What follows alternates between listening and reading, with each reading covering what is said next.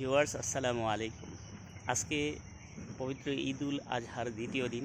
আজকের দিনটি বাইরে রোদে ঝলমল, খুবই সুন্দর রোদ আজকে, হালকা বাতাসও রয়েছে, কিন্তু তাপমাত্রাটা একটু বেশি থাকলেও আজকের দিনটি মানুষের বিভিন্ন জায়গায় আত্মীয় স্বজনের বাড়িতে যাওয়া এবং আত্মীয় স্বজনের বাড়ি থেকে আসা বা মাংস ডেলিভারি করা, এই কাজগুলি করা খুবই সহজ হয়ে গেছে।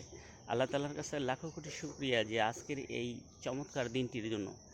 বিগত কয়েক বছর আমরা এত সুন্দর দিন পাইনি। বিশেষ করে ঈদের দিন এমন আরও দিন গেছে যে একটা গরু কুরবানি দেওয়ার ক্ষেত্রে যখন বাইরে কুরবানি দিতে গেছে, তখন সেই মুহূর্তে বৃষ্টি হওয়ার কারণে বৃষ্টিতে ভিজে তারপরে কুরবানি দিতে হয়েছে। আর এই বছর আলহামদুলিল্লাহ কালকের দিন থেকেও আজকের দিনটা আরও বেশি সুন্দর।